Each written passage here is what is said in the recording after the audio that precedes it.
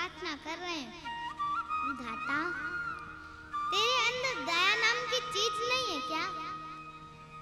कहाँ श्री कृष्ण को हमारा इतना प्रेमी बना दिया, कहाँ उनके प्रति हमारे चित्त में इतना प्रगाढ़ प्रेम उत्पन्न करवा दिया। और आज जब मिलने का समय आया, आज जब लीला करने का समय आया, आज जब उनके संग रहने का समय आया, तो तू हमको उनसे दूर कर रहा है। सब ब्रजवासी मन ही मन प्रार्थना कर रहे पर कुछ बोल नहीं रहे, क्योंकि ठाकुर जी ने ऐसी बात कह दी है कि कहीं कोई बोले तो कहीं ठाकुर जी और नहीं समझ लें कि ये सब हमारे शुभचिंतक नहीं है। आज सब ब्रजवासी अपने घर नहीं गए, नंद भवन के द्वार पर ही बैठे रहे और रात भर सूर्य नारायण से प्रार्थना करते रहे। हे सूर्य नारायण, कल आप उदित मत होना, क्योंकि आपके उदित होते ही श्री कृष्ण हमको छोड़ के चलो जाएगा। यशोदा मैया ठाकुर जी को अपने अंग से लगा के सो रही हैं, लिपट के सोते मैया से, अंग से लगा करके सो रही हैं। मैया को तो थोड़ी घबराहट है रही है कि मेरो लाला 2 दिना के काजे मथुरा जा रहा है, लेकिन ठाकुर जी के हृदय में तो इतनी वेदना है, इतनी वेदना है। बार बार अपना मुख मैया के वक्ष पे रख देते हैं, मैया के तन के सुगंधी लेते हैं, नेत्रों से अत्यंत आंसू गिरते हैं कि सुगंधी अब मुझको कभी नहीं आएगी। देखिए, ब्रजवासियों का विरह सबने सुना, गोपियों का विरह सबने सुना, वृंदावन का विरह सबने सुना, किशोरी जी का भी विरह सबने सुना, लेकिन श्री कृष्ण का विरह किसी ने नहीं सुना। वृंदावन वेदना में, ब्रजगोपियां वेदना में, सब सखियां वेदना में, श्री जी भी वेदना में, लेकिन किसी ने ये विचार क्यों नहीं किया कि कृष्ण भी तो वेदना में है। और मैं आपसे एक बात कह दूं, वृंदावन ब्रज गोपिकाएं आदि आदि जितने भी विरह हैं, सबको एक पलड़े में रख दो और कृष्ण का ब्रज के प्रति विरह एक पलड़े में रख दो। कृष्ण का विरह भारी है, क्योंकि वे पुरुष हैं, इसलिए उनका विरह छुपा हुआ है। द्वारिका लीला में ठाकुर जी नित्य एक ही करवट से सोते हैं। एक दिन रुक्मणी जी ने ठाकुर जी से कहा कि नाथ, आप कभी करवट क्यों नहीं लेते, आप कभी उस तरफ मुंह क्यों नहीं करते? मैंने बहुत दिनों से देखा है, आप रात में जिस मुख करके तरफ सोते हो, जिस दिशा में, सुबह भी वही पाते हो। नाथ, आप कभी करवट क्यों नहीं लेते? ठाकुर जी बोले, रुक्मणी, उस तरफ वृंदावन। ठाकुर जी उस दिशा में जाते नहीं हैं, उस दिशा की तरफ खड़े नहीं होते जिस तरफ वृंदावन। कितना विरह सह लेते हैं। देखिए ठाकुर जी कैसे सह रहे हैं। पीड़ा चित्त में होना और वही पीड़ा मुख पे आ जाना एक सामान्य विरह है, लेकिन पीड़ा चित्त में होना और मुख पे न आने देना ये एक विशेष विरह है जो श्री कृष्ण का है।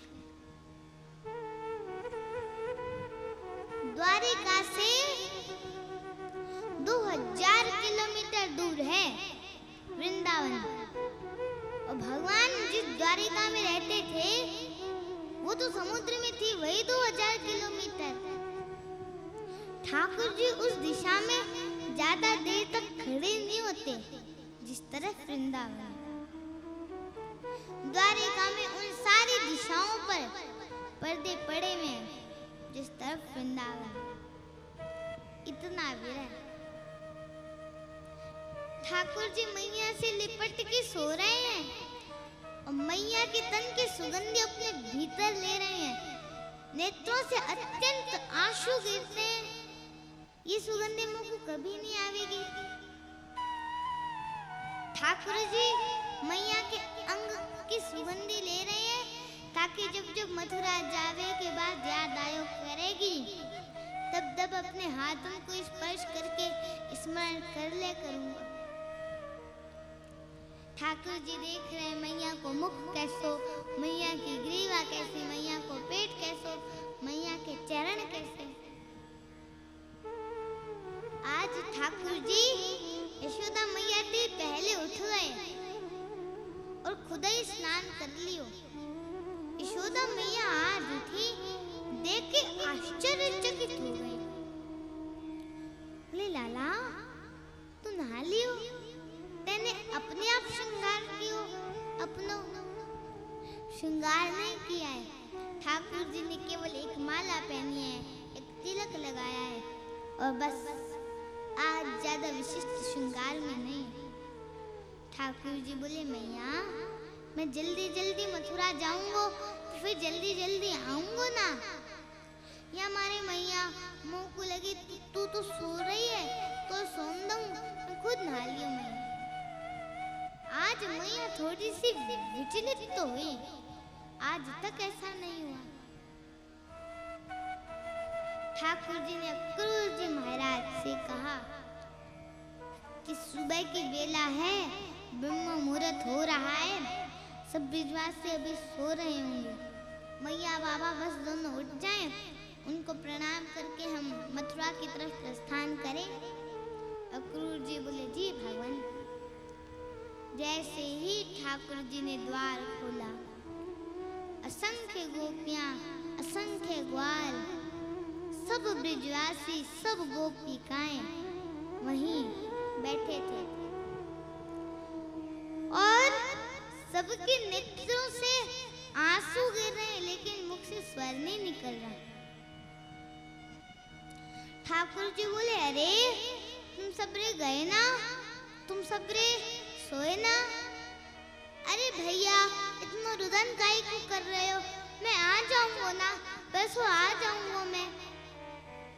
इतना रुदन काहे को कर रहे हो, 2 दिना की तो बात है, ऐसे निकल जाएंगे 2 दिना। बंधुओं गोपियां बहाने बना बना के आती हैं, घर में मक्खन धरो है लेकिन फिर भी जबरदस्ती नंद भवन के भीतर जावे कि हमारे कन्हैया दे जाएंगे। घर में गोबर धरो है, गैया बंधी है लेकिन फिर भी जबरदस्ती नंद भवन में भीतर जाएं कि हम बहाने कन्हैया दिख जाएंगे। इन बहानों से नित्य श्री कृष्ण को देखने वाली गोपियां 2 दिन बिना श्री कृष्ण की कैसे रहेंगी। ठाकुर जी के सखा मधुमंगल श्री दामा तन सुखा मन सुखा धन सुखा सुबल तोष सब एक कोने में बैठे हैं। मधुमंगल ठाकुर जी के पास आए और आकर बोलो लाला तू जा तो 2 दिना के काजे रहे हुए लेकिन तेने एक बार भी विचार नहीं कियो। श्री दामा आपको 11 वर्ष से नियम है। ठाकुर जी के सखा ठाकुर जी से बहुत बड़े हैं। आपको 11 वर्ष से नियम है कहा कि रोज हम सुबह उठ के आंख बंद करके नंद भवन आवे और सबसे पहले तेरो दर्शन करें। तेरे दर्शन करने के बाद में हम जलपान करें। तेरे दर्शन के बिना जल हमारे हलक से नीचे नहीं उतरे। और तू 2 दिना के काज हमको छोड़ के जा रहे हैं, हम कैसे जीवित रहेंगे लाला। ठाकुर जी मौन हो गए, क्या कहें, अब शब्द नहीं है ठाकुर जी के पास। ठाकुर जी श्री जी के पास गए और जाके ठाकुर जी ने स्तुति गाई। ठाकुर जी बोले, श्री जी आप तो सब जाने श्यामाजू, लोक कल्याण के लिए मेरो व्रजते जानो कितनो जरूरी है। आप तो सब जाने श्यामाजू, मुँह को आज्ञा दो, बस आगे की यात्रा पे मुँह पे दृष्टि रखो।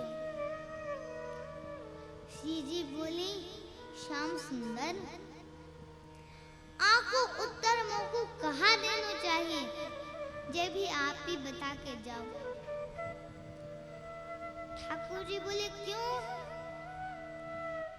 श्री जी बोले, प्रेमी जा रहे हो तो दूसरों प्रेमी तो वहां को रोकेगो। अगर मैं आपको कछु ना कहूँ, प्रेमी जा रहे हो मैं कछु ना कहूँ, तो फिर मैं प्रेमी कैसी? और अगर मैं आपको रोक दूँ, मैं आपको टोक दूँ, तो शुभ कार्य में टोक लग जाएगी। मैं कहाँ करूँ श्याम सुंदर, आप ही बता के जाओ। ठाकुर जी कुछ नहीं बोले, बस चरणों की तरफ देखते रहे और रथ पे बैठ गए। निर्वाक हैं, निरुत्तर हैं, निशब्द हैं। ठाकुर जी जा रहे हैं।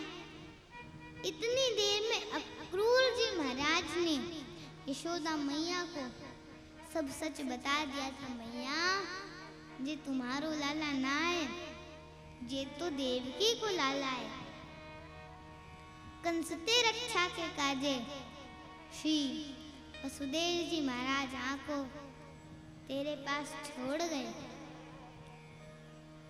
अब कृपा करो, है सके कि अब जी अपनी जन्मदात्री मैया के पास जा रहे हैं, फिर लौट के नहीं आवे। अब आप कृपा करो। अक्रूर जी महाराज को नहीं बताना चाहिए था, लेकिन उन्होंने बता दिया। मैया को तो रक्त ठंडो पड़ गो, पैर के नीचे ते जमीन घिसक गई।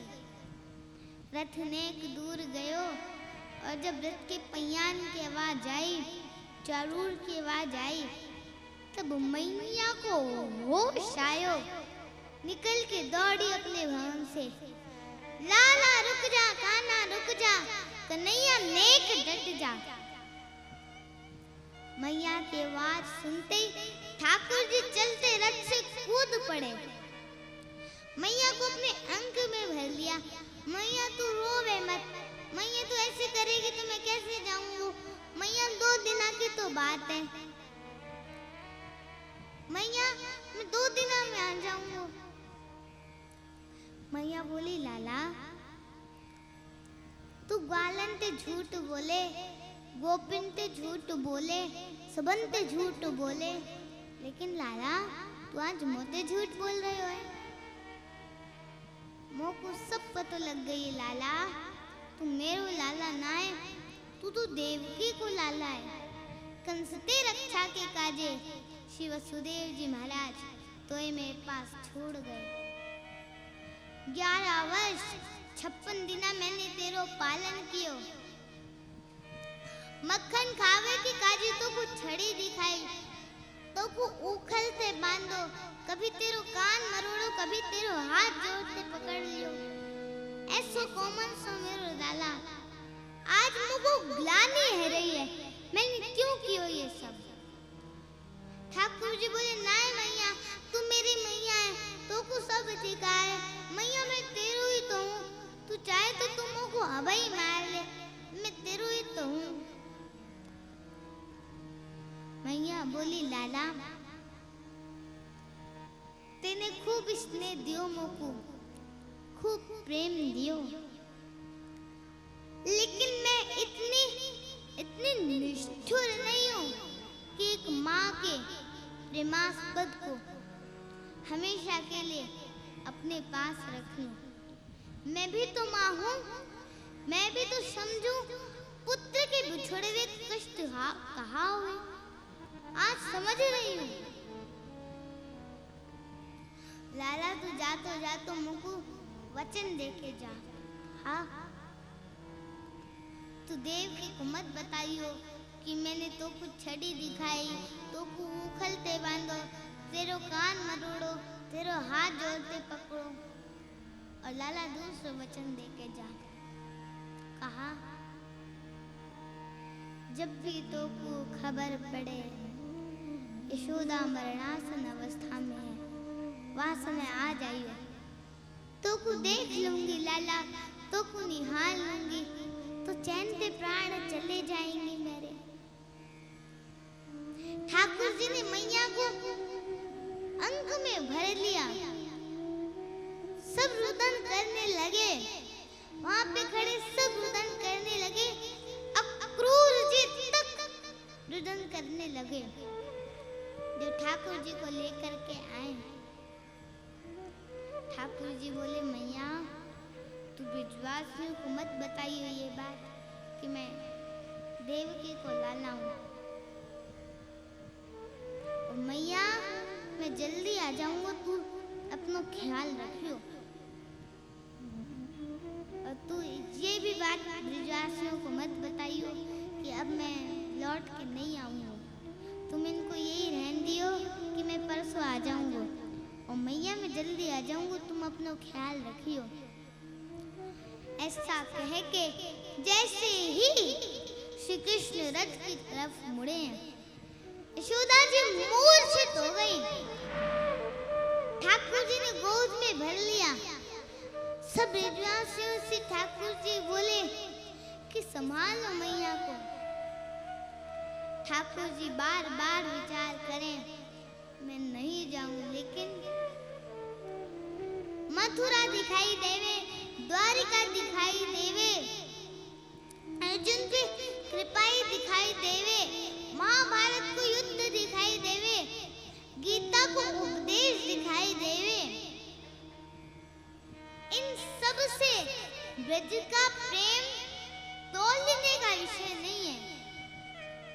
पर यदि आप प्रेम को त्याग नहीं कियो तो मैं जा नहीं पाऊंगा। हमारे ब्रज में एक बात कहते हैं कि कन्हैया की हिम्मत नहीं है कि ब्रज छोड़ के चला जाए, तो कि फिर जब ब्रजवासियों को पता लगा कि ठाकुर जी के जावे थे लोक कल्याण होवे को, तो सब ब्रजवासियों ने अपने अश्रु जल को संकल्प लेके श्री कृष्ण रूपी हृदय को दान कर दियो।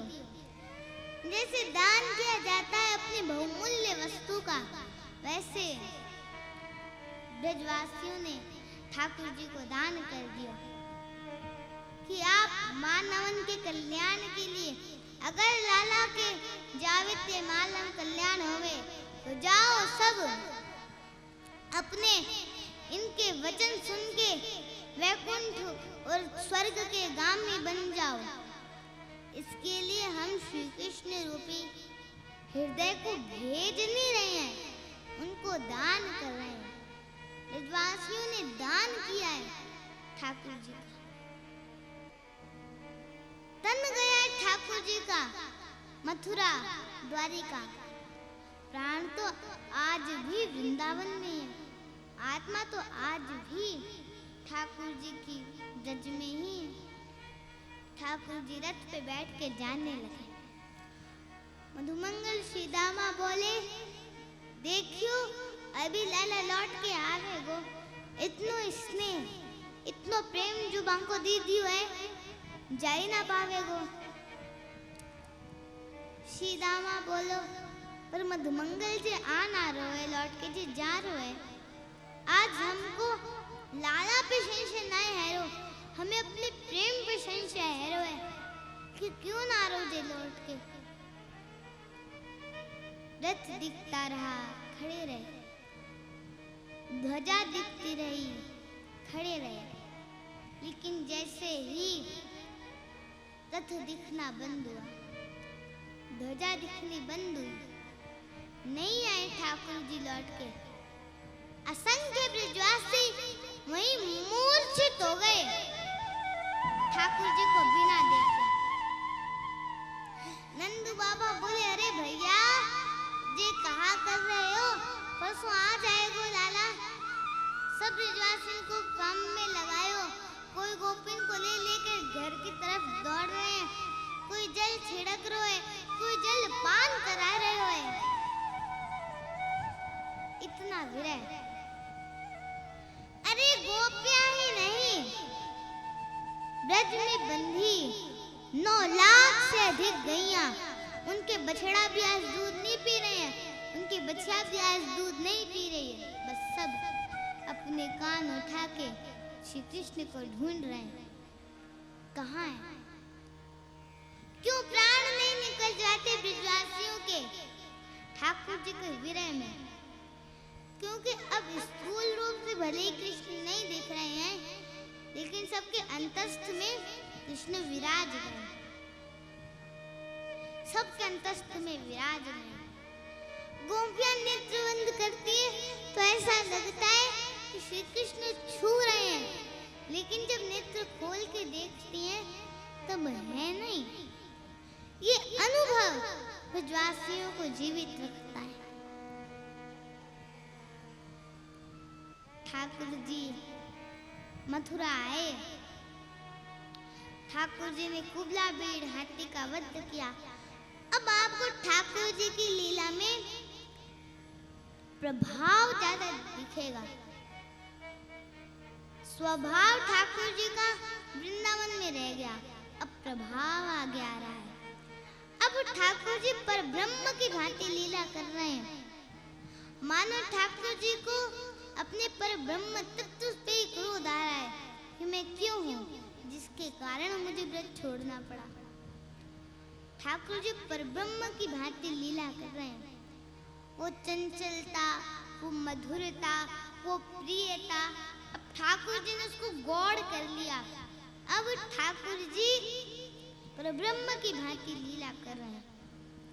ठाकुर जी आए, ठाकुर जी ने कुब्जा का उद्धार किया, उसके पांव पे पांव रख करके उसकी ठोडी को सीधा किया और कुब्जा का ठाकुर जी ने उद्धार किया। कुबला बीड़ हाथी का भगवान ने वध किया। जितने मल्ल थे कंस की रणभूमि में, सबका ठाकुर जी ने वध कर दिया और 50 सिद्धनियों पे बैठे कंस को देखा। एक छलांग मार के ठाकुर जी कंस के पास पहुंच गए और पहुंच करके ठाकुर जी ने अपनी दोनों भुजाओं में विशाल कंस को उठा लिया और सबको दिखाते हुए 11 वर्ष 56 दिन के ठाकुर जी ने अपनी दोनों भुजाओं में विशाल कंस को उठा लिया और उसको नीचे पटक दिया और ठाकुर जी ने उसके छाती पे अपना पाद प्रहार किया। प्रहार करते ही कंस की मृत्यु हो गई। ठाकुर जी दौड़े कारागृह की ओर और दौड़ करके देखिए ठाकुर जी का एक खेल है, संयोग और वियोग। देखिए जिस किसी के जीवन में भी संयोग है, जिसको भी संयोग का अनुभव हो रहा है, तैयार रहना, वियोग आएगा जीवन में। और जो कोई भी रुदन कर रहा है, जो भी विरह है, जिसके जीवन में वियोग है, परेशान मत हो, एक ना एक दिन संयोग जरूर आएगा जीवन में। क्योंकि श्री कृष्ण का खेल है ये, वो जिसको संयोग देते हैं उसको वियोग देते ही हैं, और जिसको वियोग देते हैं उसको संयोग देते हैं। ठाकुर जी आए, देव की मैया कारागृह में बंदी बनी हुई है। देव की मैया रोज कारागृह की खिड़की पे खड़ी हो जाती हैं व्यवस्था नहीं है तो फिर भी घड़े के ऊपर घड़ा रख के या फिर ऐसी कोई व्यवस्था करके खड़ी हो जाती है और वहां से जितने भी आते हैं लोग ब्रज से सबसे पूछती हैं, अरे तुम रजते आ रहे हो? बोले हाँ हम रजते आ रहे हैं। अच्छा तुमने वहां कहा देखो, अरे ऐसी यमुना जी, ऐसी गुलमुल, ऐसी लता, ऐसे ब्रजवासी, ऐसे गोपवाल, ऐसी गोपियां। देव की मैया बोली वहां पे सबसे सुंदर कहाँ है? मैया सबसे सुंदर तो यशोदा को लाला है। भैया ऐसी बात बनावे, साची पूछो हम तो बाई ने देखते जावे। वहीं खिड़की पे खड़ी खड़ी देव की रुदन करती है, मैं कब देखूंगी अपने लाला को? काश इन्होंने एक बार कह दी हो तो यशोदा की लाला की जगह देवकी को लाला। उनका विरह कम नहीं है। कहाँ ब्रज में इतना उत्साह, लाखों नर नारी इतना आनंद कर रहे हैं और वहीं एक कारागृह में बैठ के सिसक सिसक के रो रही है देवकी। जैसे पता लगता कि कोई राक्षस वृंदावन गया है, तुरंत देव की तप में बैठ जाती, हे विधाता तुम जैसा कहोगे वैसा जीवन जीऊंगी। पूरी युवा अवस्था मैंने जेल में निकाल दी, बस मेरे लाला को प्रसन्न रखियो, मेरे लाला की रक्षा करियो। पता लगा जब देवकी को कि ठाकुर जी ने नख पे राज्य धारण किए, 7 दिन तक अन्न जल नहीं पाया, केवल जल पी के व्रत कर रही है देवकी। मेरो लाला प्रसन्न रहे, मेरे लाला की रक्षा हो। आज पहली बार उस कारागृह में चंदन के सुगंधी आने लगी। उस कारागृह की तरफ एक प्रकाश आने लगा। देव की मैया ने जैसे ही झांक के देखा, आहा श्याम वर्ण है, पीली पीतांबरी है, घुंघराले केश मुख पे आ रहे हैं, सुंदर पटका डाले श्री ठाकुर जी चलते हुए आ रहे हैं। जैसे ही देव की मैया ने ठाकुर जी के रूप को देखो, देव की मैया न्यौछावर हो गई लाला पे। अरे मेरो लाला आ गयो, मेरो कन्हैया आ गयो, मेरो कृष्ण आ गयो। जेल के भीतर नृत्य करने लगी। ठाकुर जी दौड़े मैया की ओर, मैया को अंग में भर लिया, 2 बार मूर्छित हो गई।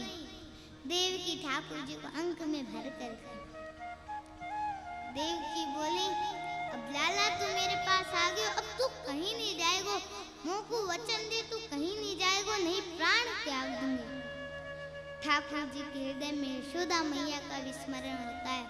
देव की मैया, मैया मैं तो छोड़ के कहीं नहीं जाऊंगा, तेरे पास आ गयो, तेरे पास ही रहूंगा। ठाकुर जी ने उग्रसेन को राज्य गद्दी पे बिठाया। ठाकुर जी कभी भी कहीं के राजा नहीं बने, ना तो द्वारिका के राजा बने और ना ही मथुरा के राजा बने। हाँ, उन ठाकुर जी को मानते सब राजा थे। ठाकुर जी वसुदेव जी से बोले, अब मेरे हृदय में अध्ययन की इच्छा है, पिताजी आपकी आज्ञा हो तो मैं अध्ययन करने जाऊं। वसुदेव देवकी की आज्ञा से ठाकुर जी अवंतिका पढ़ने गए और संदीपनी गुरुकुल में ठाकुर जी ने पढ़ा।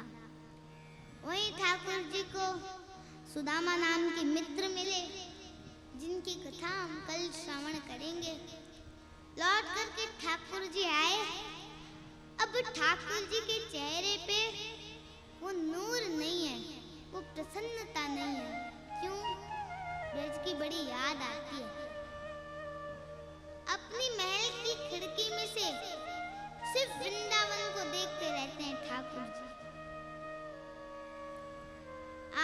ठाकुर जी बहुत याद कर रहे थे।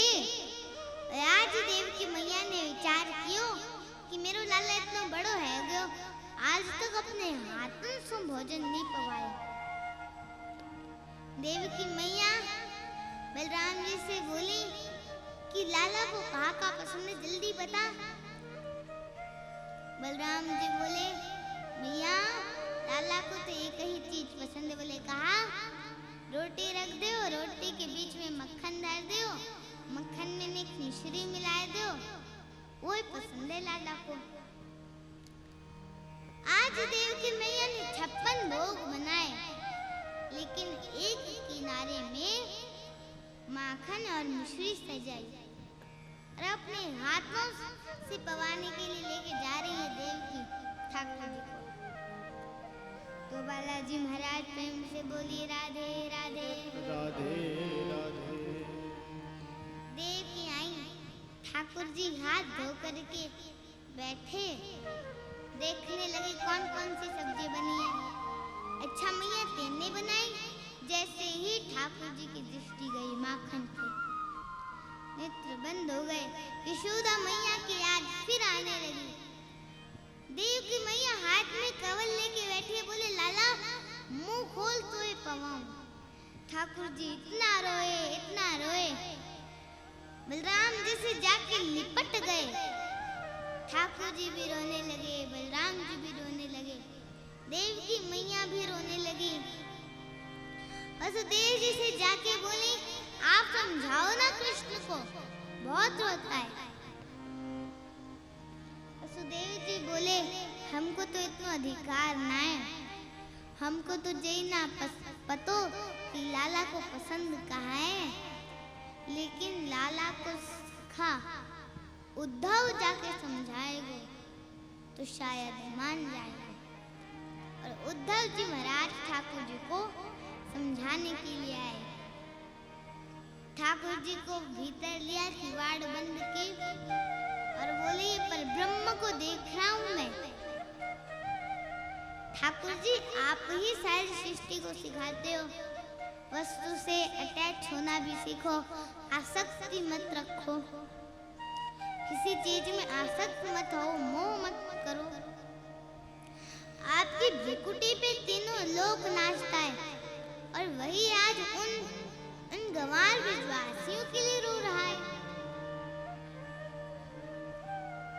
ठाकुर जी बोले, उद्धव आसक्ति अलग बात है, आसक्ति होती तो वृंदावन ज्यादा दूर नहीं है यहाँ से, मैं सुबह जाके शाम को आ सकता हूँ।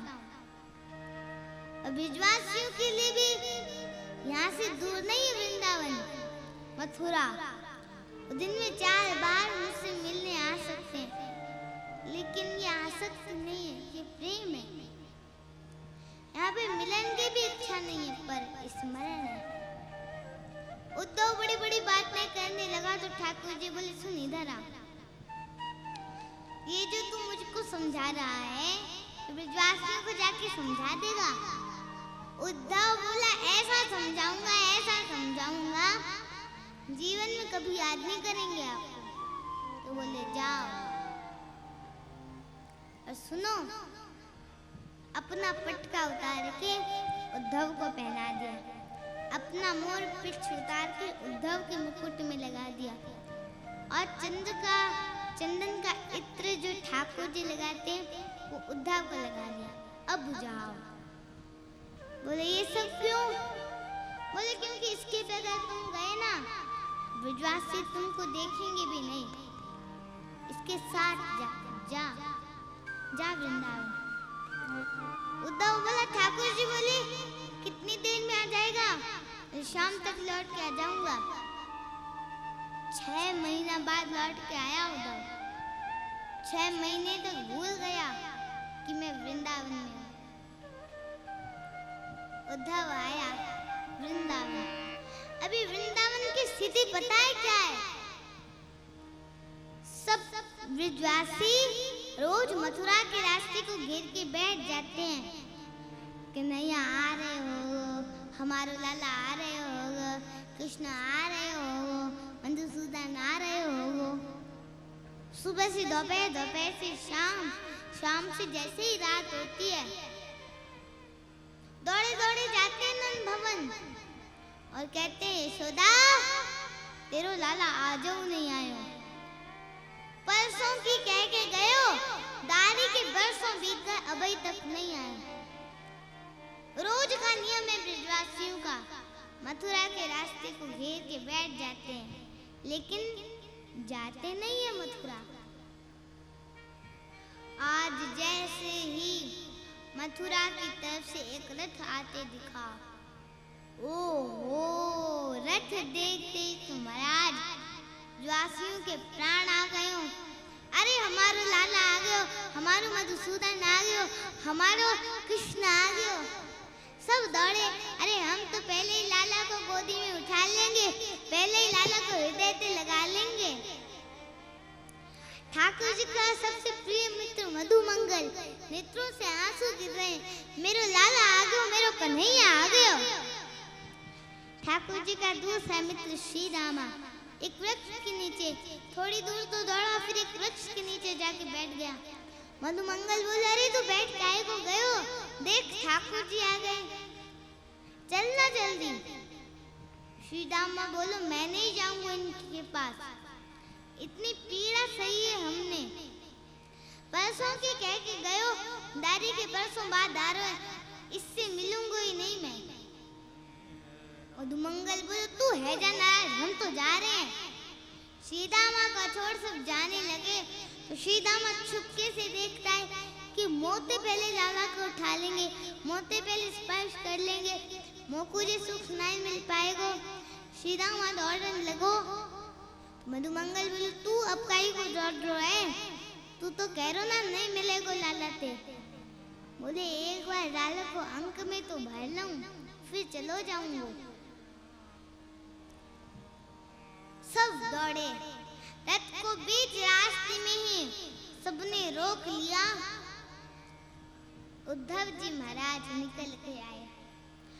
ब्रजवासियों ने उद्धव को तो देखा ही नहीं, ये तो कोई सेनापति है, कृष्ण तो अभी भीतर बैठा है, सब उचक उचक के देख रहे हैं। उद्धव ने कहा जय श्री कृष्ण। हाँ भैया जय श्री कृष्ण, तू किनारे हटना, हमारे लाला को जल्दी बाहर निकाल।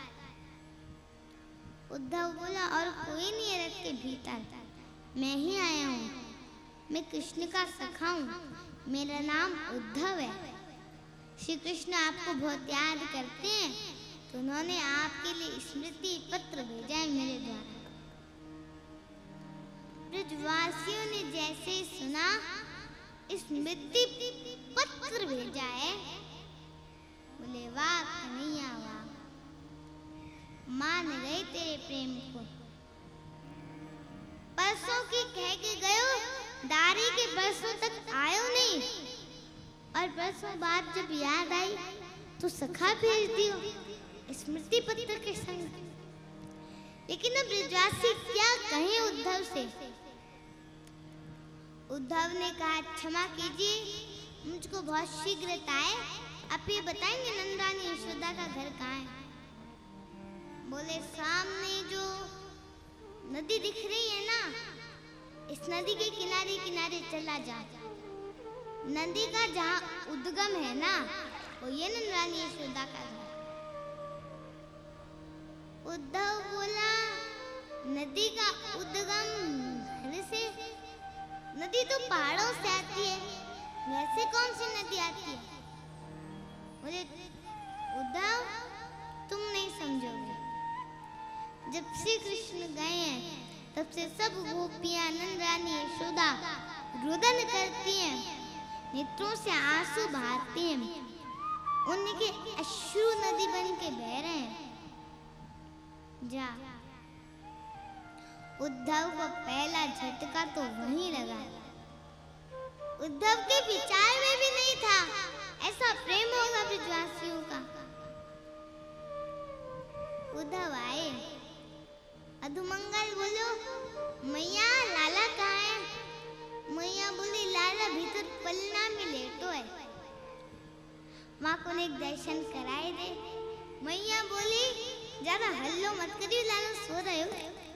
बोले ना हल्लो ना करूंगा, बस केवल दर्शन करा दे। मधुमंगल आयो उद्धव को लेकर के। उद्धव ये सब दृश्य देख रहे हैं। मैया यशोदा मैया खंभ पकड़ पकड़ के चल रही हैं। कृष्ण विरह में रो रो के मैया के नेत्रों की ज्योति चली गई। खंभ पकड़ पकड़ के चल रही हैं। जैसे ही ठाकुर जी के कक्ष में गई हैं, यशोदा मैया वहीं बैठ गई, जोर जोर से रोने लगी। बोले रे मोर तो ध्यान ही ना हतो कि लाला तो मथुरा चलो गयो, लाला तो देवकी को लाला है गयो। वसुदेव नंदन ना जाने कितनो बड़ो नाम है गयो बाको। उद्धव ये सब दृश्य देख रहे हैं। तभी नंद बाबा आए। नंद बाबा ते चलो ना जाए। पावन में ऐसे लगे मानो जैसे हर चरण रखने पे कांटो चुभ रहे हो। मधुमंगल बोलो उद्धव, जे नंद बाबा हैं कन्हैया के पिताजी। आंखों देख के तुम ये मत सोचो कि आपके पाँव में कोई दिक्कत है या फिर ऐसी कोई बात है। नहीं, जब से लाला गयो है तब से आने पादुका नहीं पहनी है। बिना पादुका पहने गैया चरावे चले जाएं, बिना पादुका पहने ही राज्य चले जाएं।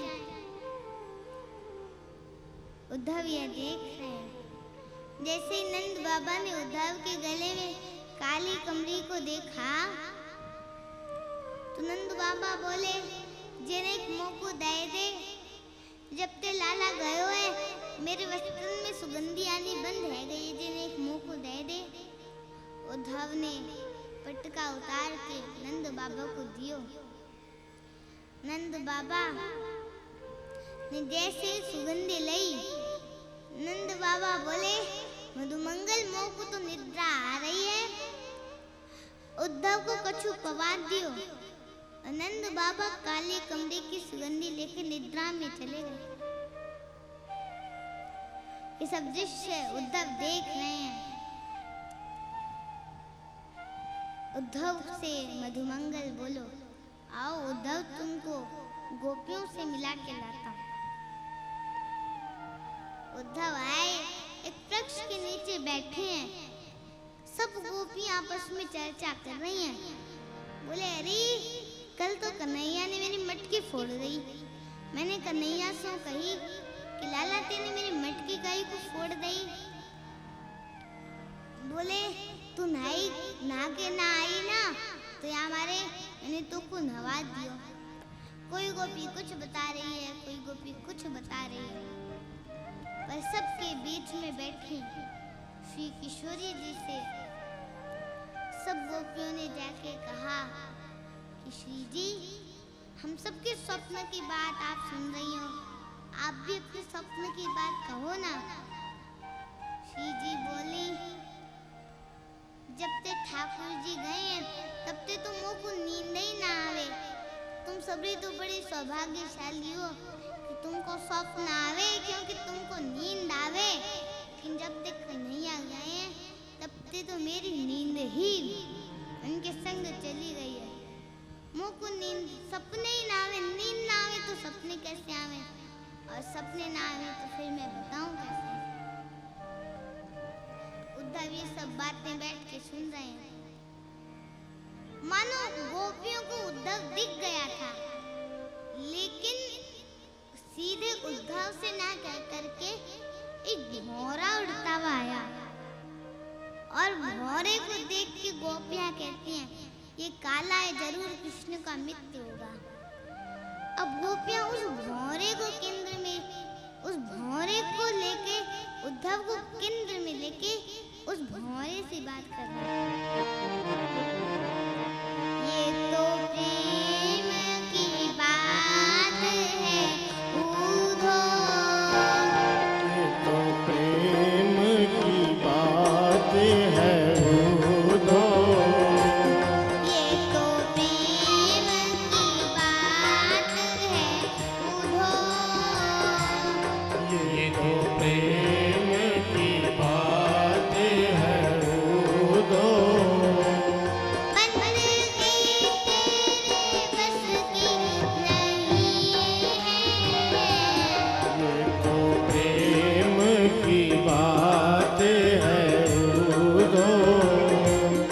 बंदगी तेरे बस की नहीं है।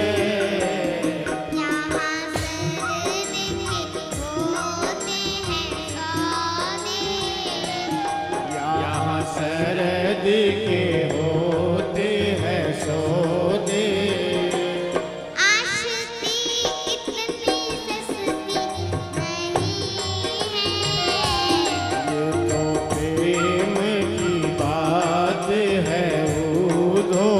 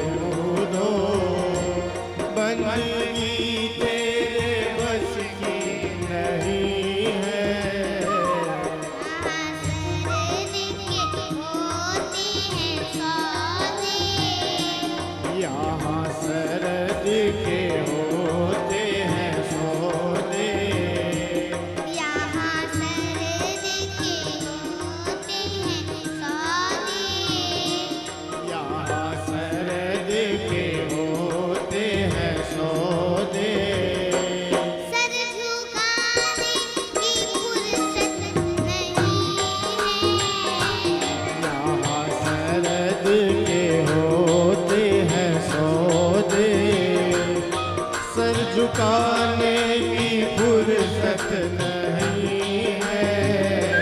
ये तो प्रेम की बात है दो, ये तो प्रेम की बात है दो।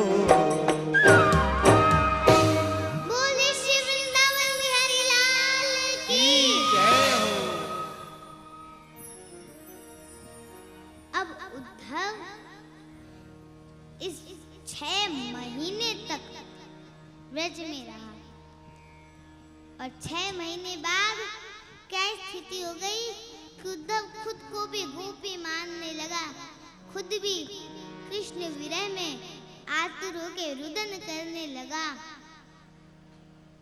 तब उद्धव को याद आया कि अरे मैं गोपी नहीं हूं, मैं उद्धव हूं। दौड़ा मथुरा की ओर और जाकर श्री कृष्ण का हाथ पकड़ लिया, बोलो चलिए मेरे संग। ठाकुर जी बोले उद्धव तू तो शाम को आने वाला था, बड़ी बड़ी बातें कहाँ गई वो सब। उद्धव घुटनों पर बैठ गया, बोले नाथ क्षमा कर दो, मैंने आज तक ज्ञान से श्रेष्ठ किसी को नहीं माना, लेकिन आज मुझको पता लगा कि जीवन का सार तो ये प्रेम है जो ब्रजवासी आपसे करते हैं। मैं आपसे एक ही प्रार्थना करता हूँ, मेरे को आपसे केवल एक ही चीज चाहिए। क्या? ठाकुर जी बोले बोल उद्धव कहा चाहिए? आप ब्रज छोड़ के कहीं मत जाओ, मैं संभाल लूंगा द्वारिका को, मैं संभाल लूंगा देव की वसुदेव को, आप ब्रज छोड़ के मत जाओ। ठाकुर जी बोले सुन नेत्र बंद कर। जैसे ही नेत्र बंद किए और बोले अब खोल। जैसे ही खोला सब गोपिकाएं, सब ग्वाल बाल, सब ब्रजवासी वहीं ठाकुर जी के कक्ष में बैठे थे। उद्धव बोला ये क्या हो रहा है नाथ? ठाकुर जी बोले उद्धव ब्रज कभी मुझसे दूर नहीं जाता, मैं कभी ब्रज में और मैं कभी ब्रज से दूर नहीं जाता। ब्रज सदा मुझ में समाता है, मैं सदा ब्रज में समाता हूँ। फिर मुझको क्यों भेजा वृंदावन? ठाकुर जी बोले क्योंकि तू ज्ञानी बहुत था, प्रेमी नहीं था, प्रेम सिखाने के लिए भेजा। ठाकुर जी कहते उद्धव मेरा ही स्वरूप है, कभी आपको उद्धव मिल जाए तो समझना ठाकुर जी मिल के उसको प्रणाम कर लेना। उद्धव यमुना के तट पे गया और जाके अपने अपने वस्त्रों को फैला के विधाता से केवल एक ही चीज मांगी, विधाता तुम हमारे सत्कर्मों के द्वारा हमको पुनर्जन्म देना चाहते हो तो मुझको ब्रज में जन्म देना और मानव मत बनाना, मुझको एक वृक्ष बनाना, और वृक्ष भी कोई बड़ा नहीं, छोटा सा कोई पौधा बना देना, ताकि जब जब हवा चले तब तक ब्रजवासियों की ये चरण धूल मुझ पे आती रहे, मैं सदा उसमें तल्लीन रहूंगा। तो बालाजी महाराज प्रेम से बोलिए राधे राधे राधे राधे। अब हम जल्दी से हमारे लाल जी को ब्याह करा दें। रुक्मणी जी